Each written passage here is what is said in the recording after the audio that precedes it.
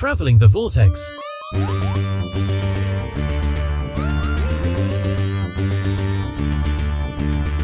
We've joined the Doctor as he travels the Vortex and arrives at episode 595. And you know, there's something very satisfying about destroying something that's evil. I'm Keith. I'm Sean. I'm Glenn. How's everybody doing? Destroy anything evil lately? It's very satisfying. Can't think of anything recently. I destroyed an evil tree branch that kept me from making a good throw in our disc golf game. I went back at night and cut the tree down. Oh, did you? So the whole tree, I just cut it down. There was one that was particularly bad, but you and Mel both had a lot of tree branches. I would like to assure folks at home that my streak of going disc golfing and hitting trees is not in any jeopardy of ending anytime soon. I didn't hit any tree limbs because I can't ever get my discs high enough to hit them. I always throw so low.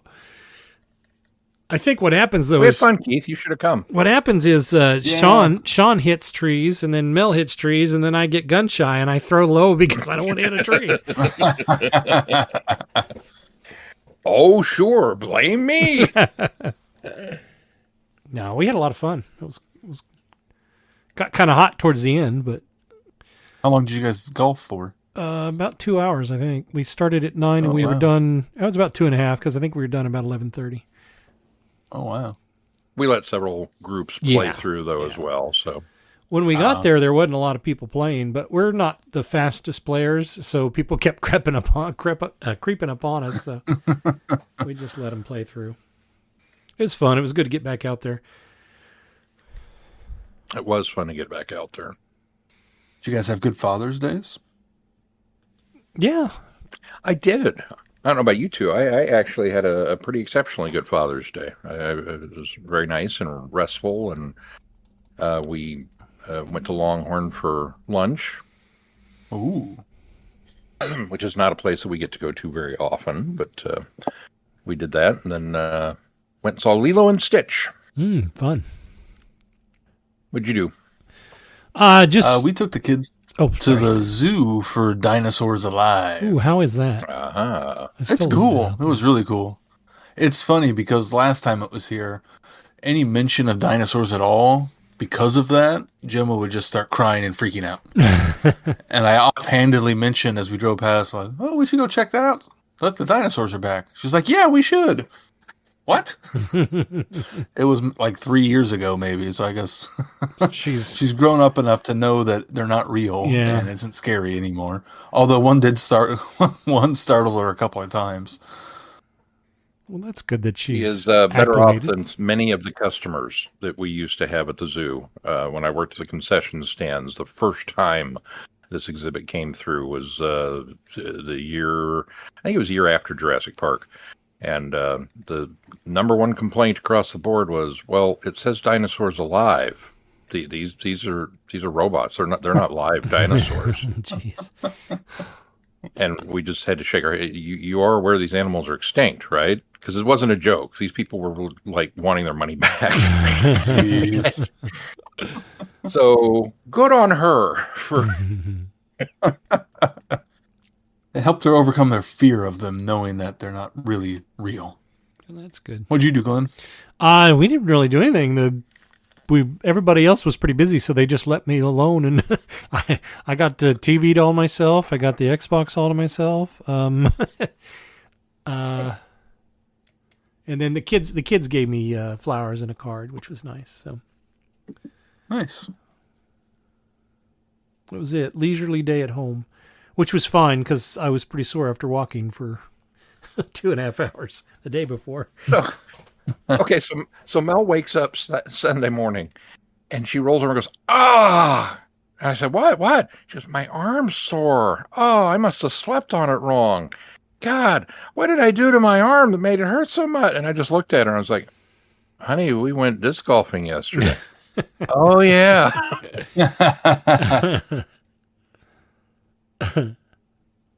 That'll do it. Well, this time we're going to take a look at a recently released animated version of a Doctor Who story, The Savages. Just came out in in North America. It released on Blu-ray and DVD. What was it? Late last month, I think mid-May or so. And so we're going to take a look at that. The Savages. The Doctor and his traveling companions, Stephen and Dodo, arrive on an unnamed planet where they encounter two distinct people, the Elders and the Savages. They soon discover the Elders are the evil ones, draining the primitive savages for their life source to remain young and powerful forever. Bum, bum, bum. Yeah. Spoiler, man. For a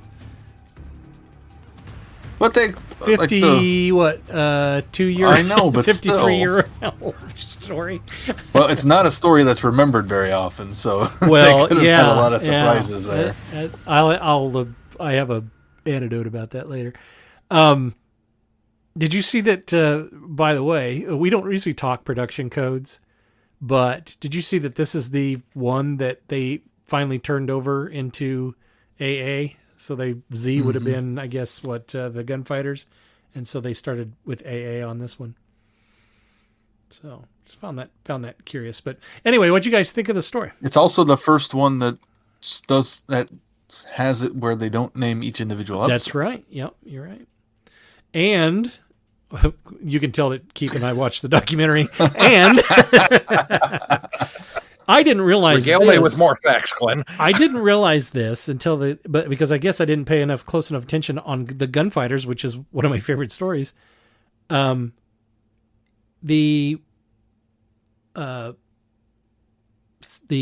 cliffhanger where they show the next episode, the title is Doctor Who and the Savages. And the Savages, yep. Now, the opening credits of these, even on the original airing, they did it for the animation too, but even on the original airing just says the Savages. But yeah, Doctor Who and the Savages. So it almost was our first Doctor Who, and we had to wait several years later until and the Silurians in order to get a Doctor Who in the title. Okay, so I have a quick question about that. Sure. I don't remember when we did and the Silurians. It was early. Yeah, very early. I don't remember if we discussed it. The Doctor Who and the was frequently an internal production thing, right? Like this was on the scripts, but they never really intended to go to film. You know, those titles. I couldn't say that they were even on the scripts, because I think even the scripts said the title of the episode up until this point. I don't know 100%, but I don't think that's the case. Now, it did end up on a lot of the novelizations because right. Terror the novelizations even changed some of the names to make it and Terror the Zygons, of course, is Doctor Who and the Loch Ness Monster, and right. There are other Doctor Who and the Giant Robot, I think was what they named Robot. So I'd heard recently that And the Silurians was actually a mistake, that it was never intended to be titled that. Oh, is that right? But the internal production, it got out and was put on the title or on screen, and everybody went, and at that point it was too late. Oopsies. I was just curious about that tying in with this one, that apparently it's something they've been fighting for a while. Yeah, no, it's a good and question. Nobody ever thought maybe we shouldn't do that anymore. If it did show up on that last episodes of the Gunfighters teasing ahead, then obviously it had been used internally before anyway. So interesting. What'd you guys think of the story? It's a story. I don't think it's middling, I think, is my problem with it. Is it? There's a lot of good stuff in it, and there's a lot of stuff that is kind of ho-hum about it. It's a story that, after watching now the documentary on Ennis Lloyd as well, I can see his fingerprints all over this, even though it was commissioned and written before he came on board. It feels very much like that Ennis Lloyd kind of template and story that is more associated with the second Doctor. And unfortunately, I think if the second Doctor had been in this instead of the first Doctor, it probably would have been a little better of a story, because he would have brought a little bit more liveliness to it and a little bit more, I don't know, just that second Doctorness to him. But in this situation, it almost seems like the first Doctor is kind of out of place in this element, just because we're just not used to seeing him in this type of story. Mm-hmm. So I think that's where it kind of falls for me as well. It's a good story. It's got some really interesting ideas. It's kind of I had thoughts while watching it, reminded me of Galaxy 4 and the fact that you're introduced to these elders and you think while you watch it, oh, these are the good guys and these savages are the bad guys, and then they flip it on their head and oh no, the civilized people are the evil ones, and all of that is the story itself, the meat of it is interesting, but there's just nothing that wowed me about it, I think, more than anything else. See, I think I'm glad that they kind of sidelined the first Doctor in this one. And I think the reason that I think that is because both Steven and Dodo got something to do, which I think they fail to do sometimes in some of these stories, especially with Steven. And so they almost divide the time, because Dodo has a lot to do at the beginning. In fact, she's very inquisitive. She's, looking around. She's the first to sense that something's wrong. And Steven, I just get so frustrated with him saying, oh, you're just imagining things. How many times has something happened and a companion has told you something and you've said, oh, you're just imagining things, and it's turned out to be true? Please start giving people the benefit of the doubt. But especially people you've been traveling with. Right, it exactly. Is definitely a hallmark of the 60s writing style to throw that at them. And I was frustrated with it by the second or third time that he said it, because it's like, dude, come on. So she's got one job: sound the alarm. Let her do it.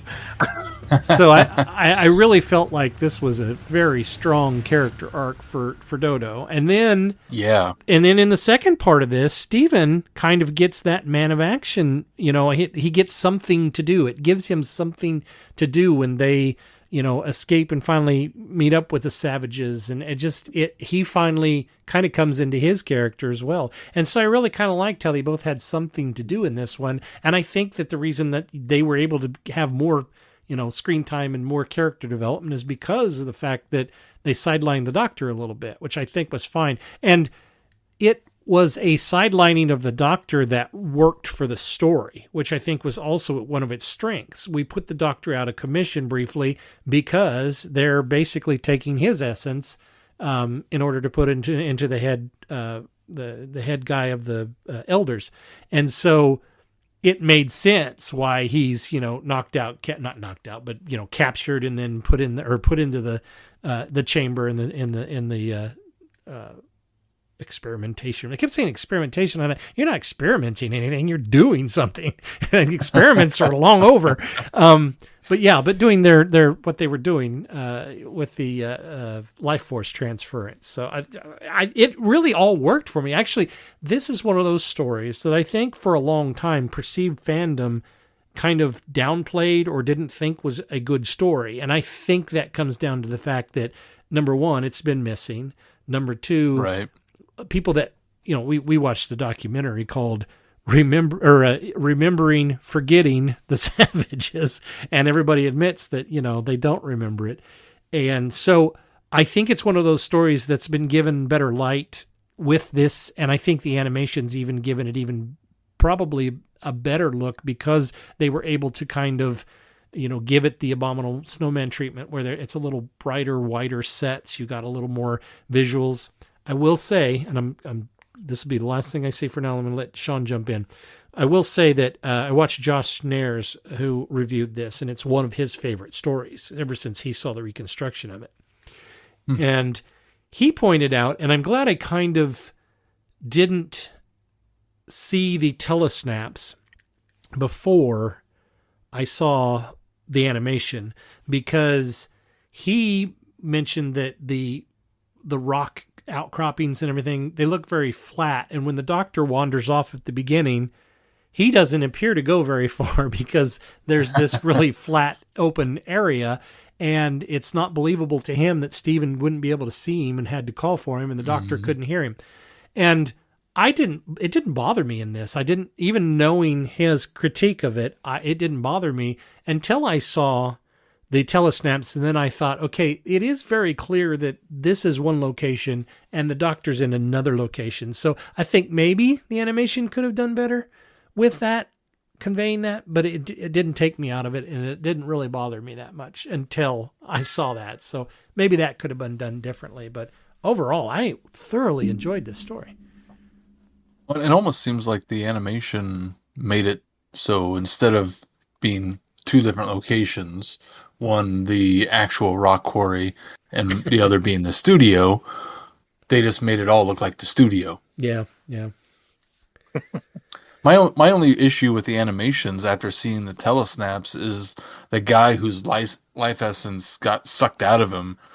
In the telesnaps, it's really clear what kind of happened to him. I just from the makeup that they used and the way they had made the aging look on him, I didn't quite get that essence as much. He's grayed out and he's a bit more gaunt in the animation, but he didn't look as quite aged, I thought, in the animation. So that's the only place where I felt the animation could have been better, was giving that character a little bit more detail to him to see that he's really gone through some sort of, trauma of this life force essence transfer. Yeah, I actually enjoyed it as well. Keith is right in that overall it's a little bit of a middling story. It's certainly an idea that we've seen done before in science fiction. In any series worth their salt has an episode where there's two groups of people and, oh, these are the good guys. Oh, surprise. No, they're not. So that's really kind of telegraphed right from the get-go. Because the savages are not all that savage. They're rather hapless. They're really not. And I think had they been a little more savage, had they presented a genuine danger, maybe with the aim of the spears and rocks and things that they threw, or, just animal ferocity, that there would have been a little bit bigger of a tension level to then throw the switch later and go, aha, these people are the poor saps that are losing their minds to this process. But that's really kind of a minor complaint, because I agree with Glenn for the most part. I enjoyed the fact that the companions were kind of given a little more agency and things to do and the running about, while the doctor's off being mollycoddled and, pampered and, having smoke blown up his skirt because, yes, congratulate me on how smart I must be. Oh, you foretold my coming. Oh, this is wonderful. Oh, you're going to give me robes. Okay, yeah, I'll sit here on your council. It's like, dude, come on. Only the first Doctor. But I agree with Keith that the second Doctor probably would have fit the story mold just a little bit better. But had we gotten that, then maybe we wouldn't have gotten all of the excellent business with Polly and Steven. Mm-hmm. So it was fun to see them, kind of carry the load for the storytelling and the action beats, which Steven did quite handily in the third and fourth parts, to the point where he leaves. And I did not know this was the departure of Steven. Neither did I. Because, so much of Steven's run has been missing.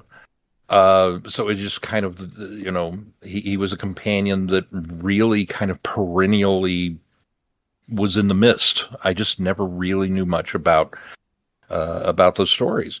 And so I was quite shocked when he was like, oh, you're going to stay here and take care of things? Yeah, I think I will stay here and take care of things. Oh, okay. So long, Steven. We hardly knew ye. Although, I don't know about you guys, it did feel like that was another aspect that was rushed very much. Like, I don't know if it was part of the performance that Peter Purvis did, or just kind of how sudden it came upon us, but it seemed like he was kind of like, but I don't want to stay. I want to go with you, doctor. And the doctor's like, nope, you're staying. Goodbye. The first doctor was nothing if not insistent. Nope, your time's done. See ya. That was pointed out in the documentary that it was similar to Susan, where the doctor just slams the TARDIS door. Okay, goodbye, my boy.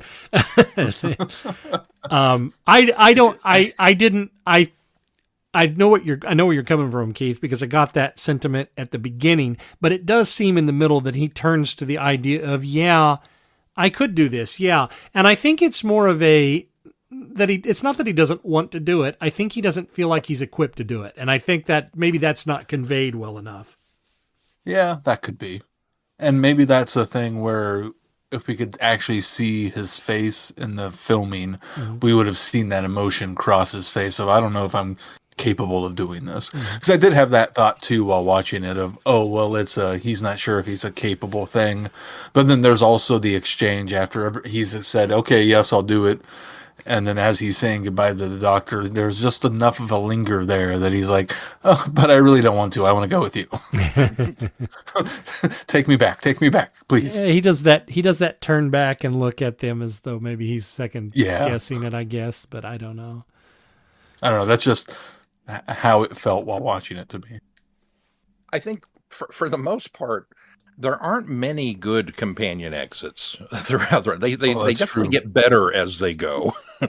They kind of finally get to he gets a better exit than Dodo does. I was going to say in the following story, Dodo gets an even worse exit than Steven does.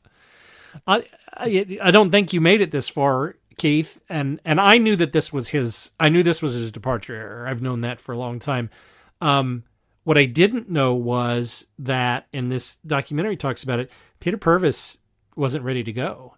His contract was up, and they said, okay, we no longer need your services. And he was quite surprised and quite upset.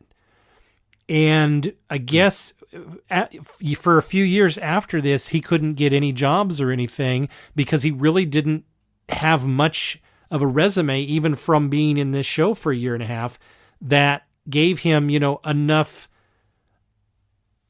expansion of a character or a range of acting that he could use. And his agents called him up one day and said, it's probably best if you find another agent because we're just not finding any work for you. And he was gutted by that. And then literally after they had called him to tell him they were releasing him, they called him a week later and said, we've gotten some interest from a show called Blue Peter. You should give them a call. And he did. And he was on Blue Peter for a full decade. And so Blue Peter basically saved his on-air career. Yeah. So, I wondered and if I didn't know he went right after that. Yeah. Didn't know any of that. I think it was a couple of years after that he went to Blue Peter. Cause I think he kind of had a dry spell there. I think he said for 18 months or so. So I had no idea, even having talked in person to Peter Purvis. I mean, we interviewed him at Time Eddy one year. Never knew that. Never had seen any of that until this particular documentary. So that was fascinating to me. Uh-huh. Oh, and after his, go ahead. No, I was just going to bring up, and I always forget the name of the gal that plays Dodo. Anyway, there's Jackie Lane. Jackie Lane. There's archive clips of her in that interview. Did you notice that? That's her. Yeah. So, now they've got her on a green screen and they're showing images behind her, and it's obvious because she passed, I think, in 2018, 2017. And so it's obviously they interviewed her at another time for something, but yeah, they're using, I had never seen any interviews with her either. So that must be further into it than I got to, because I probably only got like 20, 30 minutes into it before I needed to head to bed. Such a fantastic documentary. Gosh, yeah, I intend to go back and finish it. Yeah, so good. Anyway, so I wasn't surprised, but was surprised by the fact that he didn't go on his own accord. They just basically said, okay, we're done with the character. Huh.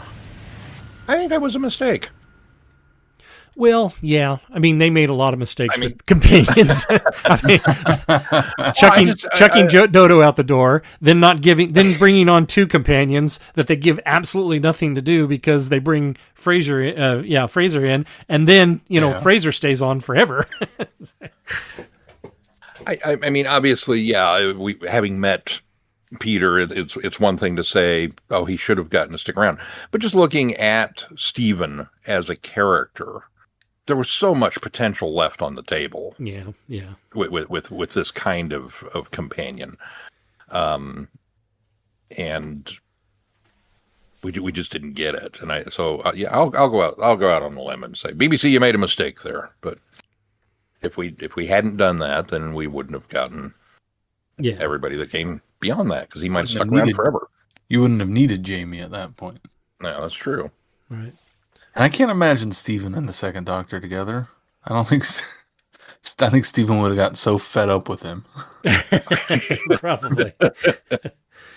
Now, the Second Doctor would have left him. Well, have a good time. Close the door. Doctor, I'm coming. No, you're not. You've made the decision to stay. It's quite evident.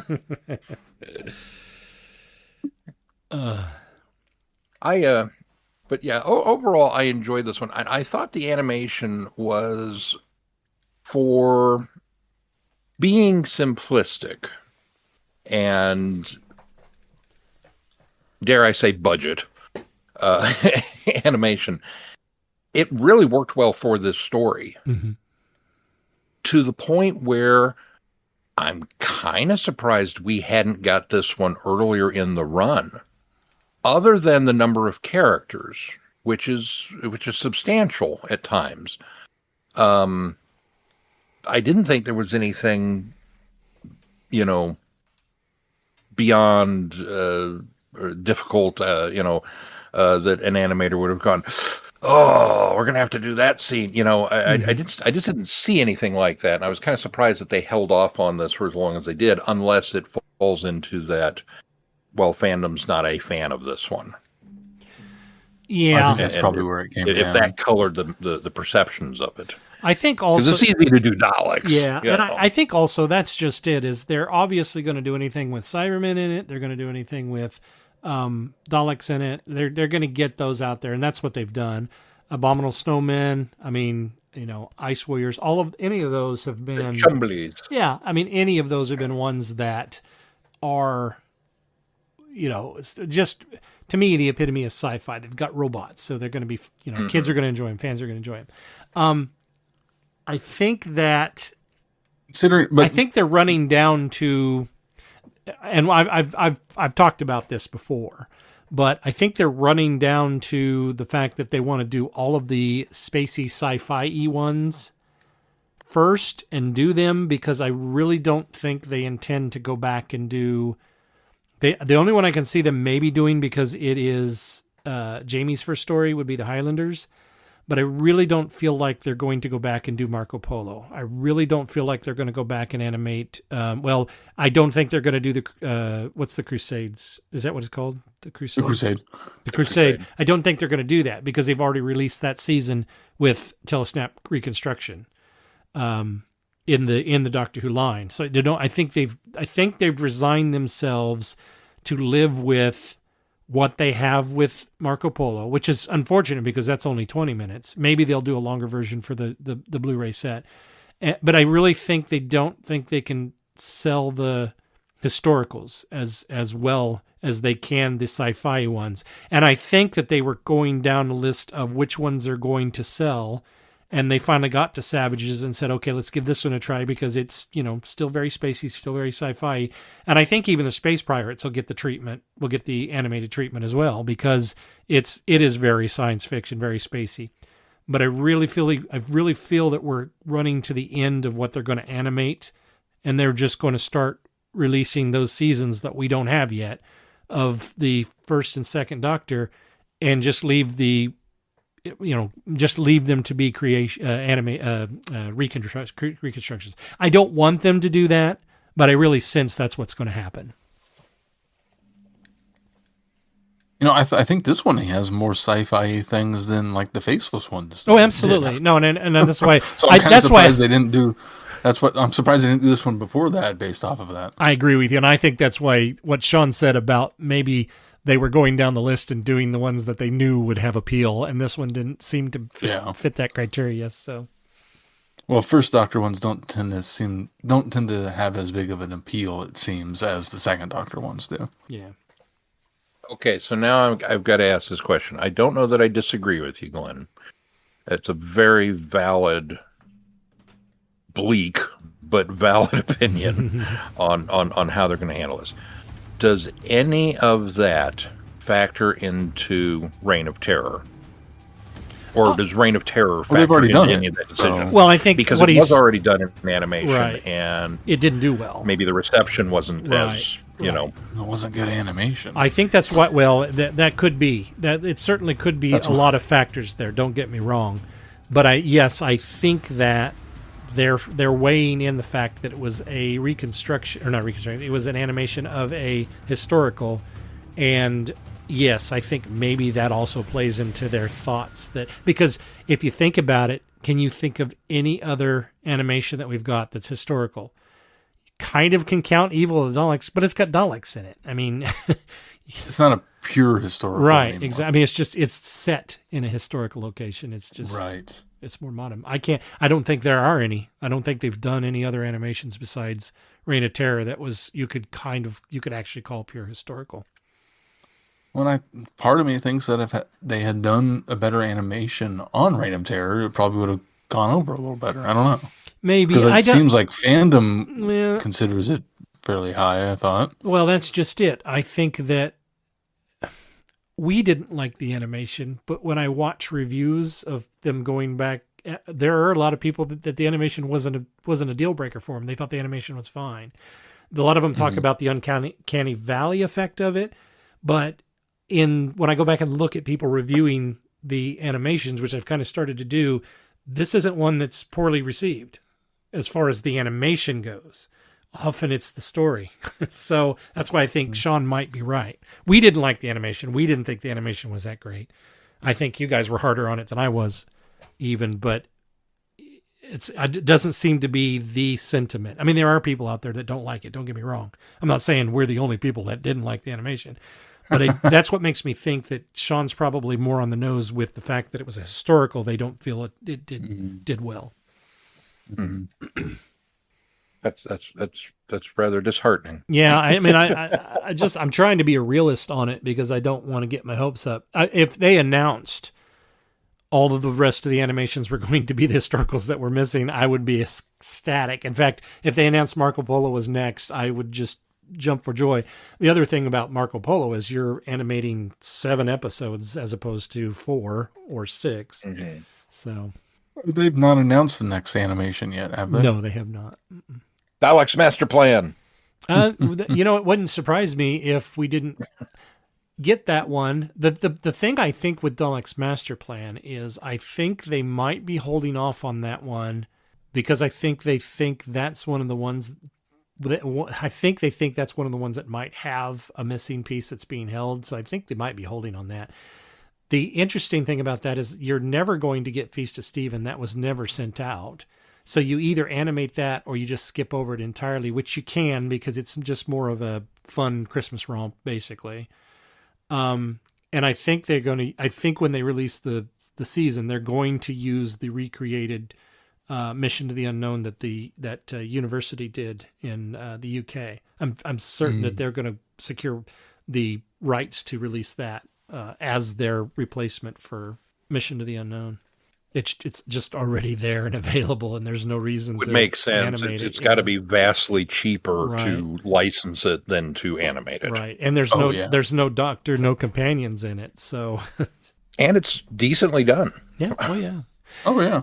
And one of the things that they are doing along with these, I noticed, they are doing reconstructions with the telesnaps as well. This particular story, they've used telesnaps and recreated reconstructed it that way, so that if you would rather view it in that way, it's available that way too. And I think they're going. I think the last several of them have. I think done that, haven't they? They have, and I think as long as BBC Studios is doing the animations themselves, I think they'll continue to do that.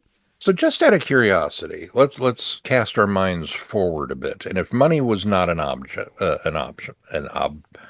obstacle. Good Lord, that was a hard thing to say. Money's not an obstacle.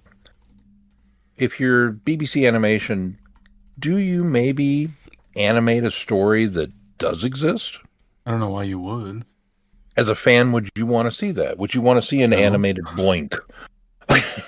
Oh, I see what you're saying. No, I have no interest in, because there's no reason for it. I think I would rather see the actual stories of the ones that they're animating. I would much rather see the live action version that aired, because we're getting that audio. I'd rather see the video that's coming with it. I think animations, some of them I like better than others, are the next best thing, because I actually prefer to watch them now over the reconstructions, even though the reconstruction might have a better idea of how it was lit, how it was, shot, the angles that they used, but it's so limited that I actually enjoy the animations better. There's absolutely no reason for me to want to watch an episode that's fully existing in animation. There's no reason for it. That's just my personal opinion. If you want to continue animation in other ways, it's just making original new stories that are just purely animated. Mm-hmm. Well, back to Savages. What are your final thoughts on the Savages? I liked it. I think it is kind of a middle of the run in terms of overall story and presentation, but it certainly had a lot of things going for it that would elevate it into maybe the top tier. I mean, you guys know me by now. It's not going to be the Invasion. That one's still my fave, but on a scale of Invasion to Time Meddler, not Time Meddler, Reign of Terror, it's definitely closer to Invasion than it is Reign. Yeah, I think the story is a solid story. It just doesn't have any big surprises or any wow factor to it for me. But the animation for me, I thought, was solid and as good a quality as we have been getting. And maybe that's part of why it feels like it should almost be Second Doctor to me, is because I've so associated that animation style, because they've experimented more with the First Doctor animation. But this is more of that, what we've gotten traditionally for Second Doctor. Yeah. I don't know. It feels like one of those last run of Hartnell stories that felt like they were it's clearly they were transitioning to what they wanted to do in the future with a new Doctor. Mm-hmm. Yeah. Agreed. I sometimes I feel bad comparing the animations to other animations, especially since we've had, the Invasion goes way back, almost 15 years now. And sometimes I feel kind of bad comparing it to like Reign of Terror, or I even feel bad comparing it to something like the Celestial Toymaker, which was the last one. But the animation styles are so vastly different. But I sometimes feel it's unfair to do that. But there's a reason why we tend to gravitate towards certain ones, and it's because of the style that is continued to be adopted. Because this style in the Savages is not a lot different from Cosgrove Hall's style that they did with the Invasion. Mm-hmm. And so there's obviously a certain style that we like. I mean, Macra Terra, although is done by Sun and Moon Studios, but with BBC Studios, still same kind of animation. But I think now that they've it feels like they're settling in on keeping everything at BBC Studios now. And I think that maybe we're going to see that consistency play out.